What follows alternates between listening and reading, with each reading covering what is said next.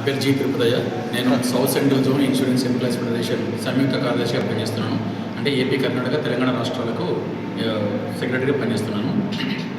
అయితే ఈరోజు దేశవ్యాప్తంగా all India insurance employees association ఆధ్వర్యంలో 1 గంట సమ్మె జరుగుతుంది. ఉదయం 12:30 నుంచి మధ్యాహ్నం 1:30 వరకు ఈ సమ్మె నిర్వహించబడుతుంది.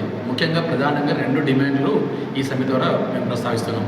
ఒకటి, ఎల్ఐసి ఆఫ్ ఇండియాలో అనేక ఖాళీలు ఉన్నాయి, వాటిని వెంటనే రిక్రూట్ చేయాలని చెప్పి, ముఖ్యంగా అసిస్టెంట్ అంటే బేస్ క్యాడర్లో రిక్రూట్మెంట్ చేయడం ద్వారా అన్ఎంప్లాయ్మెంట్ తగ్గుతుంది. ఎల్ఐసి ఆఫ్ ఇండియాలో తగ్గిపోతున్నటువంటి ఉద్యోగుల సంఖ్య మళ్ళీ భర్తీ అవుతుంది. క్రమం తప్పకుండా భవిష్యత్తుకి కంటిన్యూగా ఉండవచ్చు.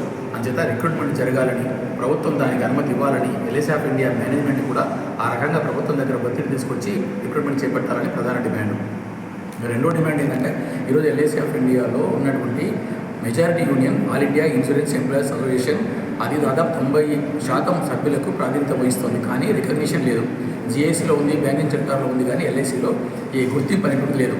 అంచేత వెంటనే గుర్తింపు కూడా మాకు ప్రసాదించి తద్వారా బయలేటరల్ డిస్కషన్స్ ద్వారా కలెక్టివ్ బార్గెనింగ్ రైట్, ఉమ్మడి బేరసారాల హక్కులు కల్పించాలని చెప్పి కూడా మేము డిమాండ్ చేస్తూ ఉన్నాం.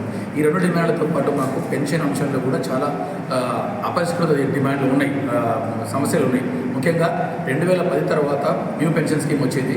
అంతకుముందు నోటిఫికేషన్ల ద్వారా, అంటే 1996 నోటిఫికేషన్ ద్వారా లేదా ఇతర నోటిఫికేషన్ల ద్వారా రిక్రూట్ అయినటువంటి వాళ్ళందరికీ పెన్షన్ ఇవ్వాలని చెప్పి, ఆ తర్వాత కూడా ఎవరెవరికైతే పాత పెన్షన్ లేదో వాళ్ళందరికీ పాత పెన్షన్ ఇవ్వాలని చెప్పి, ఇప్పుడు వచ్చిన యూపీఎస్ పెన్షన్ కూడా సంపూర్ణంగా లేదు. కాబట్టి అట్లాంటి డిమాండ్ కూడా మేము ముందు పెడతా ఉన్నాం. ముఖ్యంగా ఈరోజు తలపెట్టినటువంటి ఈ రిక్రూట్మెంట్ రాకపోతే మళ్ళీ మార్చిలో కూడా మరొకసారి సమ్మెకు మేము సిద్ధమవుతున్నాం. ఆ తర్వాత కూడా లేబర్ కోడ్ లాంటివి తీసుకొచ్చి మమ్మల్ని ఇబ్బంది పెడితే ఖచ్చితంగా మే జూన్ జూలైలో జరగబోయేటువంటి సమ్మెలో కూడా మేము భాగస్వాములు అవుతామని చెప్పి ఈ సందర్భంగా తెలియజేస్తున్నాను.